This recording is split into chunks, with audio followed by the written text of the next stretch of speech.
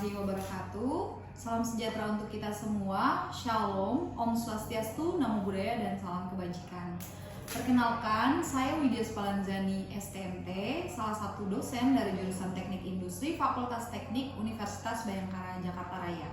Perkenankan, saya kali ini untuk menjelaskan mata kuliah yang saya ampu, yaitu mata kuliah rantai pasok atau biasa disebut dengan Supply Chain Management dengan metode DIA atau Delivery, Interaction, dan Assessment. Video ini dibuat dengan tujuan untuk memenuhi salah satu persyaratan sertifikasi dosen di tahun 2024, yaitu pernyataan diri dosen dalam unjuk kerja Tridharma Perguruan Tinggi atau PDD UKT-PT, khususnya di aspek pengajaran. Saya akan memulai untuk menjelaskan deskripsi dan informasi umum dari mata kuliah ini. Mata kuliah ini merupakan mata kuliah wajib bagi mahasiswa semester 6 pada program studi S1 Teknik Industri Universitas Bhayangkara Jakarta Raya. Mata kuliah ini memiliki bobot sebesar 3 SKS yang berarti akan dilakukan tatap muka di kelas selama 150 menit. Adapun kode mata kuliah ini yaitu TID 3604. Mata kuliah ini mengajarkan rangkaian kegiatan yang meliputi perencanaan, pengelolaan, dan aktivasi produk. Adapun tujuan dari mata kuliah ini yaitu untuk memberikan pengetahuan teori dan praktek kepada mahasiswa tentang manajemen rantai pasokan, sehingga memiliki kemampuan dan kompetensi untuk menganalisis, mendesain, dan mengembangkan sistem mengenai jaringan pasokan dari awal pengadaan sampai ke tangan end user, khususnya tentang prinsip dasar dan standar rantai pasok serta prosesnya. Juga kecenderungan masa depan rantai pasok yang berlaku dan terjadi di lingkungan perusahaan dan pemerintah sehingga memiliki kualitas layanan yang kompeten di mata pelanggan akhir. Nah, untuk capaian pembelajaran mata kuliah pada akhir perkuliahan ini ada dua. Yang pertama, mahasiswa memiliki pengetahuan yang cukup mengenai SCM dan komponennya dan memiliki kemampuan untuk menganalisa komponen SCM dihubungkan dengan pemanfaatan teknologi informasi untuk mendukung implementasinya. Nah, tujuan yang kedua adalah mahasiswa dapat mengerti konsep dari supply chain management itu sendiri dan peranan SCM untuk memenangkan persaingan rantai supply dan pentingnya kolaborasi pada rantai supply. Kemudian akan ada pemanfaatan teknologi dan aplikasi SCM dalam suatu industri. Adapun untuk referensi mata kuliah ini beragam, diantaranya ada buku dari Sunil Chopra dan Peter Mendel, I. Nyoman Pujawan dan Mahendrawati ER, ada Douglas M. Lambert, Indrajit, Eko, dan R. Joko Pranoto untuk semua bukunya yang membahas semua tentang SCM. Kemudian didukung dengan adanya referensi artikel dari dosen pengampu mata kuliah, diantaranya saya sendiri bersama dengan teman-teman sejawat di mana kami melakukan penelitian di bidang SCM. Evaluasi pembelajaran mata kuliah ini didapatkan dari kuis interaktif, penugasan baik secara individu dan kelompok, kemudian ada partisipasi atau keaktifan diskusi di dalam kelas dan kehadiran, kemudian akan ada UTS dan UAS. Nah, untuk kuis interaktif dilakukan sebanyak 2 kali dan penugasan terstruktur baik secara mandiri maupun kelompok dilakukan sebanyak 5 kali. Lalu partisipasi penilaiannya didasarkan pada rubrik diskusi yang di dalamnya memuat keaktifan setiap anggota kelompoknya. Kemudian untuk UTS dilakukan menggunakan essay question, UAS menggunakan presentasi studi kasus setiap kelompok. Nah, untuk pembobotan setiap nilai evaluasi hasil pembelajaran kuis, penugasan baik mandiri maupun kelompok sebanyak 20%, partisipasi dan kehadiran sebanyak 10%, UTS sebanyak 30%, dan UAS sebanyak 40%. Dengan hasil bobot total penilaian pembelajaran sebesar 100%. Adapun kontrak perkuliahan dengan ketentuan kehadiran minimal 75%, batas keterlambatan mahasiswa dan dosen 15 menit, menyerahkan tugas tepat waktu, dan jika terlambat itu akan diberi penalti 20% atas keterlambatan hingga 1 minggu. Kemudian mengikuti UTS dan UAS, tidak merokok di dalam kelas, dan tidak menggunakan telepon seluler, gadget selama mengikuti perkuliahan dan ujian. Demikian informasi yang bisa saya sampaikan mengenai mata kuliah rantai pasok program studi S1 Teknik Industri Fakultas Teknik Universitas Bhayangkara Jakarta Raya. Berikutnya merupakan cuplikan dari proses pembelajaran yang saya laksanakan secara sinkronus tatap muka di ruang kelas. Selamat menyaksikan. Assalamualaikum warahmatullahi wabarakatuh. Waalaikumsalam warahmatullahi wabarakatuh. Selamat siang. Siang. Oke, baik.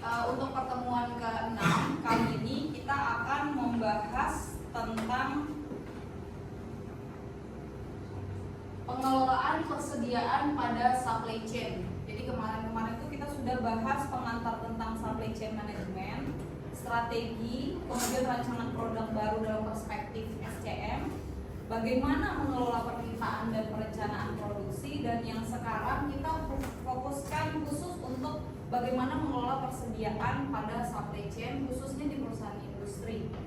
Nah, sebelum kita mulai, kita kembali review kembali ya apa itu rantai pasok. Jadi khusus untuk mata kuliah ini yang dipelajari itu adalah kalian harus bisa paham bagaimana merangkai kegiatan mulai dari proses perencanaan, pengelolaan, dan aktivasi produk. Nah, karena kita fokusnya di pengelolaan saja, pengelolaan persediaan pada supply chain, ya saya mau tanya dulu, kira-kira kalau di perusahaan manufaktur, ya ada perusahaan manufaktur itu pasti ada gudang, ya gudang persediaan.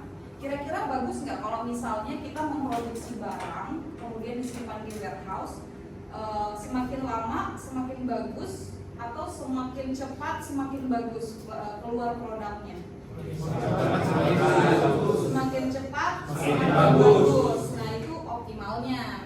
Nah cuman permasalahannya di perusahaan industri, kalian sudah pernah belajar sistem produksi yang mana kalian mengenal adanya make to order, make to stock. Fokus untuk dua itu. Kalau make to stock, dia pasti selalu menyetok barang di perusahaan, khususnya di bagian warehouse. Kalau kita menyetok, otomatis biaya yang ada di gudang itu semakin besar kalau semakin lama. Tapi ada keunggulannya, kalau misal kita menyetok, ada permintaan yang tiba-tiba fluktuatif, itu sangat bagus. Kenapa? Karena kita bisa memenuhi permintaan konsumen. Nah, bagaimana kalau studi kasusnya dia make to order? Berarti kan sudah ada pemesanan terlebih dahulu, baru kita menyediakan. Berarti nggak boleh tiba-tiba itu ada permintaan yang fluktuatif. Nah, PR-nya di perusahaan besar maupun kecil itu adalah bagaimana sih kita menyediakan yang seoptimal mungkin persediaannya. Karena biasanya itu perusahaan itu menyediakan persediaan produk, kalau bukan terlalu kecil ya terlalu besar.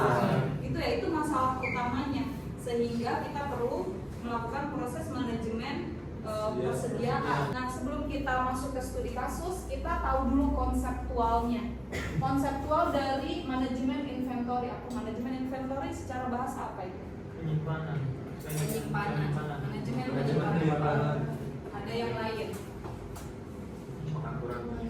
Pengaturan penyimpanan.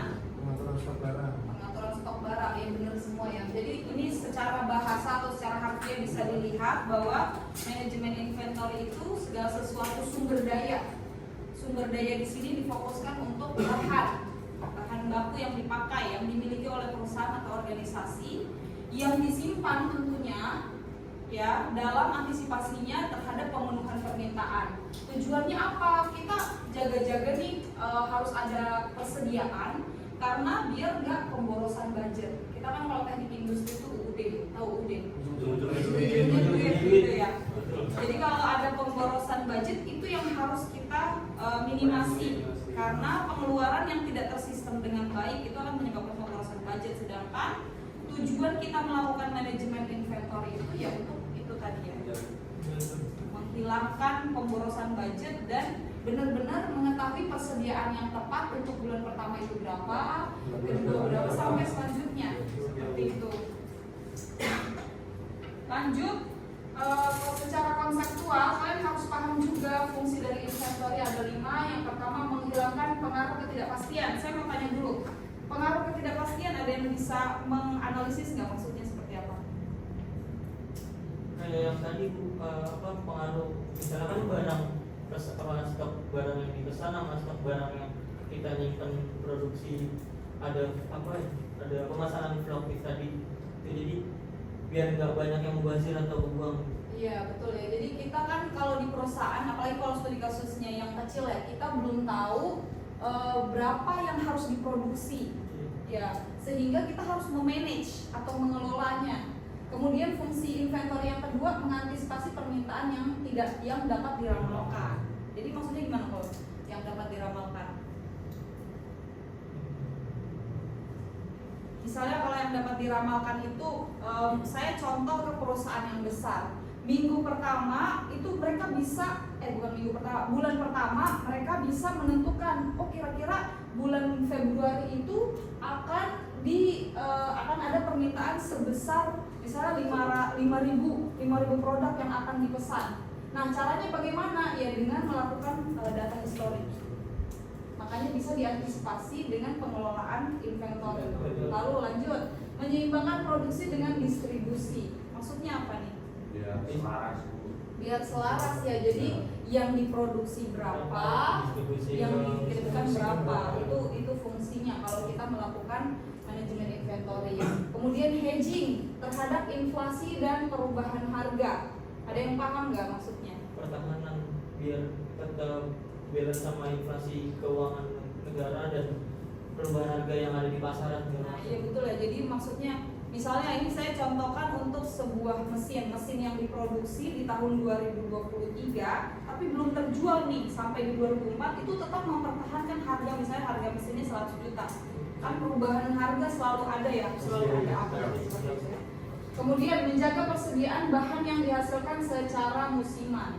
Nah, di sini mata kuliah ini kita mempelajari ada dua metode, yaitu metode EOQ atau Economic Order Quantity, di mana di dalamnya itu akan membahas safety stock dan reorder point. Kalau safety stock ini, ada yang tahu nggak safety stock? Stok yang aman untuk jangka waktu tertentu. Iya betul. Kalau reorder point? Harus Kapan kita harus order kembali? Iya, nice. Nah, kalau EOQ itu sendiri itu adalah pemesanan yang paling ekonomis dilakukan untuk setiap kali pemesanan. Gitu ya, untuk satu kali pemesanan kira-kira ekonomisnya berapa sih? Gitu. Nah, itu untuk metode EOQ. Yang metode manajemen persediaan kedua itu ada sistem ABC. Bisa menetapkan EOQ kalau permintaannya itu tiap bulan tetap dan terus-menerus nih dari bulan 1 sampai 12 itu tetap aja. Misalnya 300 atau boleh beda tapi enggak beda-beda jauh gitu. Ya, kemudian lead time-nya itu harus tetap. Lead time itu ada yang tahu nggak lead time? Waktu tunggu ya. Jadi ceritanya misalnya nih saya seorang manajer, saya mau menyediakan terigu, udah mau habis nih. Saya teleponlah ke supplier, Pak saya minta untuk besok dikirimkan 100 kg tepung terigu. Nah pada saat saya menelpon itu meminta ke supplier sampai barangnya datang ke tempat saya, itu namanya lead time, waktu tunggu. Kemudian asumsi selanjutnya tidak pernah stock out. Jadi di gudang tuh selalu ada bahan bakunya. Harga per unit diasumsikan tetap. Misalnya kita menjual barangnya itu nilainya selalu tetap. Itu kemudian besaran carrying cost tergantung secara garis lurus dengan rata-rata jumlah persediaan. Ada yang bisa jelasin maksudnya gimana? Carrying cost. Jadi carrying cost gini, kayak semakin saya membawa beban yang banyak, semakin besar biaya yang saya dibayar sama orang itu. Semakin sedikit pembayarannya gitu ya. Jadi maunya semakin besar atau semakin kecil? Semakin besar ya, capek ya. Maunya gitu ya. Iya maunya gitu ya. Kemudian besar ordering cost tetap untuk slot yang dipesan. Jadi satu kali pesan biayanya tetap gitu ya. Ada pertanyaan? Tadi kan asumsi nomor 1 permintaan tetap dan terus menerus. Nah itu kan tadi Ibu bilang sampai misalkan 12 bulan terakhir. Nah itu ada jangka minimalnya nggak Ibu? Nggak ada. Yang penting itu aja tadi, permintaannya selalu tetap dan selalu continuous. Ya, jangan tiba-tiba misalnya bulan pertama 250 nih permintaannya, tiba-tiba hanya 50 atau 20. Nggak bisa kita pakai waktu kayak gitu. Kan kita identifikasi dulu di 12 bulan tersebut ya. Oke, bagus pertanyaannya. Yang lain? Kalau yang harga per unit tetap, kalau misalnya berarti ke bahan mentah yang bahan mentah yang harganya naik turun ketika active order itu, atau kan misalnya kalau lebaran itu naik, kalau misalnya barang-barang seperti itu juga jawab gitu. Bisa aja tergantung kebijakan yang dilakukan perusahaan. Masih ingat nggak kalau misalnya kayak contoh ya, kue yang dijual lebaran itu kan terigu gula naik ya. Bagaimana mereka membuat strateginya? Mungkin memperkecil bahan baku atau dia mencampur dengan apa terigunya seperti itu. Jadi kebijakan yang dilakukan sama perusahaan. Oh, berarti subsidi silang yang Iya betul. Intinya kan yang penting sebenarnya menyelamatkan budgeting perusahaan ya. Dia mau untung atau mau rugi, bagaimana mereka menstrategikan atau menetapkan kebijakan di dalamnya dengan harga yang udah pasti ada inflasi setiap bulannya atau setiap tahunnya. Oke, untuk metode EOKI ya. Jadi pemesanan itu kan sebenarnya di perusahaan dia tidak mempunyai perencanaan. Sehingga ini studi kasus nyata di industri bakery, dia melakukan pemesanan untuk tepung terigu ya. Ini fokusnya khusus untuk yang bahan baku utama aja ya, tepung terigu dan gula pasir. Dia memesan 2.100 kg tanpa mengetahui kira-kira bakal dipakai berapa. Kemudian gula pasirnya 480 kg. Ini untuk 3 bulan. 3 bulannya ini dianggap sebagai satu periode. Jadi kenapa menjadi permasalahan? Karena ternyata kenyataannya pemakaian itu hanya 1.537, sedangkan untuk gula pasir 379. Otomatis ada selisih sisa 563 kilo dan 101. Inilah yang menjadi permasalahan. Harus kita kelola. Kalau bisa ya, seharusnya di perusahaan itu tidak boleh ada selisih yang terlalu besar, sehingga ini akan menghasilkan kerugian yang melebihi batas toleransi, yaitu harusnya di perusahaan itu hanya boleh ada persediaan sebanyak untuk tepung terigu 105 kilo dan gula pasir itu 24 kilo. Tapi kenyataannya lihatlah dia kelebihan ya, jauh banget, sehingga harus kita kelola. Nah ini datanya, kalau kalian mau suatu saat nanti akan melakukan penelitian, harus kalian tahu dulu data pemesanan realnya tiap minggu di tiap bulan dan juga data pemakaiannya, sehingga bisa didapatkan rata-rata antara pemesanan dan juga pemakaian. Begitu juga untuk setiap bahan baku yang lain. Ini contohnya untuk tepung terigu, gula pasir juga ada. Kemudian harus kalian minta data ke perusahaan tentang penggunaan biaya pemesanan, ya, biaya penyimpanan, apa saja yang ada. Kalau di sini ada biaya telepon, ada biaya angkut barang, listrik, pemeliharaan barang. Ini harus kalian ketahui dalam EOKI. Kalian harus, selain data-data yang tadi yang sudah harus kalian kumpulkan di perusahaan, kalian harus menjabarkan atau mengidentifikasi kembali pemesanan untuk tiap bulan di tiap minggunya, baik di pemesanannya maupun di pemakaiannya, lalu frekuensi pemesanan tiap bulan. Setelah sudah mengetahui itu untuk setiap bahan baku, baru kalian identifikasi. Ini kan EOKI harus mencari tahu safety stocknya berapa, economic order quantity-nya berapa, dan pemesanan kembalinya itu berapa, gitu ya. Jadi EOKI pakai rumus yang sudah saya tuliskan, bisa dilihat di halaman 21. Halaman 21 bisa dilihat, itu masing-masingnya sudah saya tuliskan kembali. Untuk mengidentifikasi safety stock menggunakan rumus standar deviasi dikali Z, di mana Z-nya itu diambil dari nilai tabel. Tabelnya itu kepercayaan 95%, artinya perusahaan benar-benar percaya bahwa mereka tuh bisa menyediakan stok atau persediaan sebanyak 95% dan toleransinya itu hanya 5%, sehingga kalau dilihat di tabel nilainya 1,64. Untuk standar deviasi ini pakai rumus X, sigma X dikurang X rata-rata kuadrat dibagi N. Untuk X dan X rata-rata inilah tadi nilai-nilainya. Datanya diambil dari sini, sehingga nanti bisa dikalkulasi seperti biasa, didapatkan oh ternyata untuk perusahaan industri bakery kalau pakai EOKI dia harusnya ada safety stock itu sebanyak 15 kg untuk tepung terigu gitu. Nah untuk pemesanan kembali itu lead time-nya di sini sebanyak dihitung 1 hari. Lead time-nya 1 hari, kemudian kebutuhan per harinya berapa ditambah safety stock tadi, sehingga bisa dilihat datanya di halaman 22 ya. Halaman 22 nanti dikalkulasi sehingga perusahaan itu harus melakukan pemesanan kembali itu sebanyak 32 kg untuk tepung terigu. Nah, selanjutnya baru kita bisa menghitung economic order quantity. Didapat dari rumus akar 2DS dibagi dengan H. Nah, nilainya bisa kalian lihat di halaman 20 untuk tabel yang kedua. Rata-rata pemakaian oh ini saya bisa tulis. Nah, ini rata-rata pemakaian itulah yang disebut dengan D, H-nya sekian, S-nya sekian. Nah, ini nanti ada kalkulasinya di halaman berapa ya?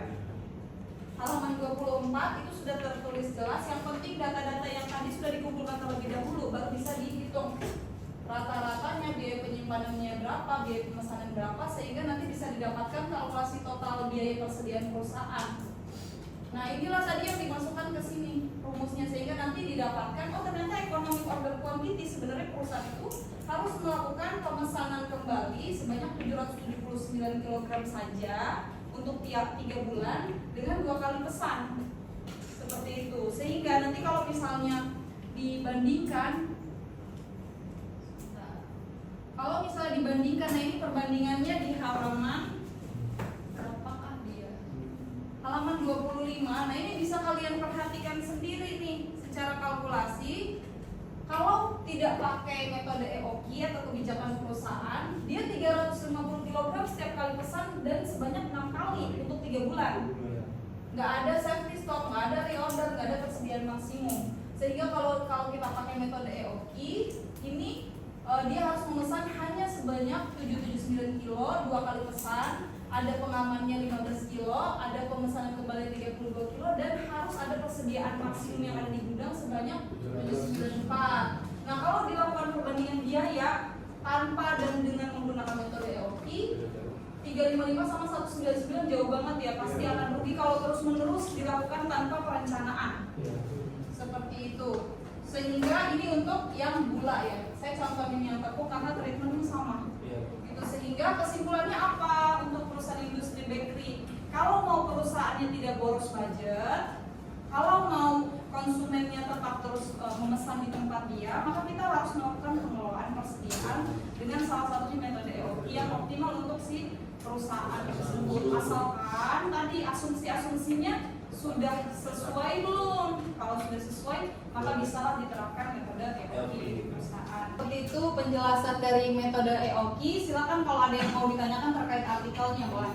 Bu, bisa bertanya? Iya, boleh. Ini kan 3 bulan dari Juni sampai Agustus. Bagaimana cara perusahaan untuk menanggulangi biaya EOQ dengan maksimal ketika ada perubahan harga di pasaran? Kayak misalnya gula kan ketika lebaran itu bakal naik, dan tepung juga pasti bakal naik, apa segala macam kebutuhan di pasar banyak, otomatis barang naik. Jadi bagaimana perusahaan menggunakan metode ini agar produksi hasil bakery ini tetap maksimal dan dapat bahan baku juga yang maksimal gitu. Oke, terima kasih. Good question. Jadi untuk tepung terigu dan gula pasir biasanya memang kalau mendekati hari raya itu tiba-tiba naik harganya. Jadi kalau menggunakan metode EOQ ini kan tadi sudah ditetapkan, 2 kali aja pemesanannya sebesar 779 kg. Nah, bagaimana menyikapinya? Biasanya di perusahaan itu tetap membeli sesuai dengan, misalnya kalau menerapkan EOQ, tetap membeli dengan yang hasil yang sudah dihitung dengan EOQ. Tetap mau nggak mau tetap membeli sesuai dengan pada waktu periode tersebut. Nah, kebijakannya bagaimana supaya bisa mengoptimalkan bahan baku yang sudah dibeli tersebut, mungkin bisa mahal, bisa rendah. Ya berarti mereka memperkecil, biasanya ya kalau ini fokusnya di industri bakery, memperkecil bentukan sandwichnya.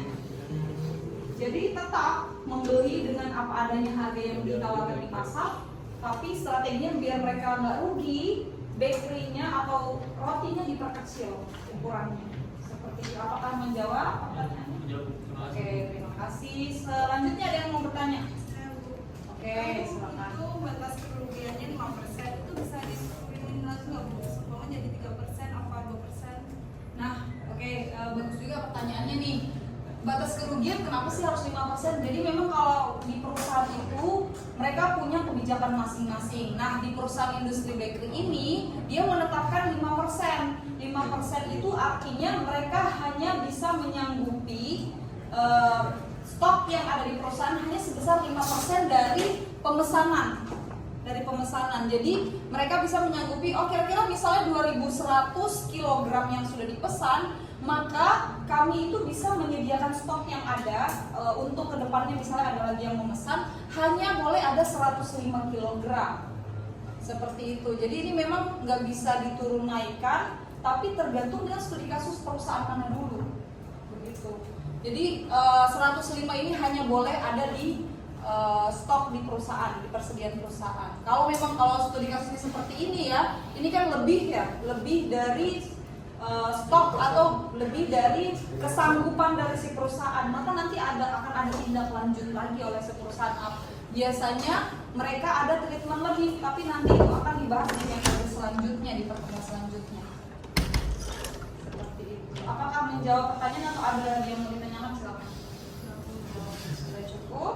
Baik, itu saja yang bisa kita pelajari hari ini, manajemen inventory untuk industri bakery ya khususnya. Nah selanjutnya karena sudah belajar EOKI, jadi akan ada tugas ya. Tugasnya ini per kelompok ya. Silakan kalian cari artikel yang memakai metode EOKI dulu. Jadi ini untuk pertemuan minggu depan fokusnya di presentasi kelompok. Satu kelompok terdiri dari 4 orang, karena ini ada 16 ya, 16 maka akan ada 4 kelompok yang presentasi, maksimal pengumpulan tanggal 25 Juni, 26-nya presentasi, per kelompok maksimal 10 menit.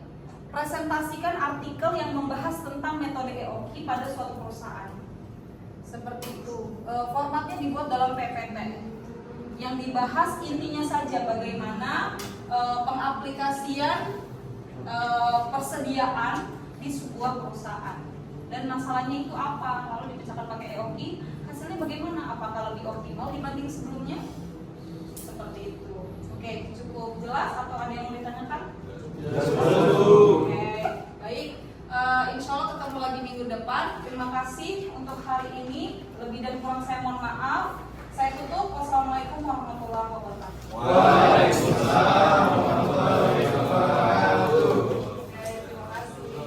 Demikian deskripsi singkat cuplikan proses pembelajaran dari mata kuliah ini yang saya ampuh. Semoga hal ini dapat memberikan gambaran mengenai kinerja pengajaran yang saya lakukan, khususnya di mata kuliah rantai pasok. Saya mengucapkan terima kasih kepada seluruh tim penilai dan tim sertifikasi dosen tahun 2024, khususnya dari Direktorat Sumber Daya Dirjen Dikti dan Ristek Kemendikbudristek Indonesia. Tidak lupa saya juga mengucapkan terima kasih kepada Universitas Bayangkara Jakarta Raya, Fakultas Teknik, Program Studi Teknik Industri, rekan sejawat dosen, dan rekan-rekan mahasiswa. Demikian yang dapat saya sampaikan. Atas semua kekurangan dari saya mohon maaf yang sebesar-besarnya. Wabillahi taufiq wal hidayah. Wassalamualaikum warahmatullahi wabarakatuh.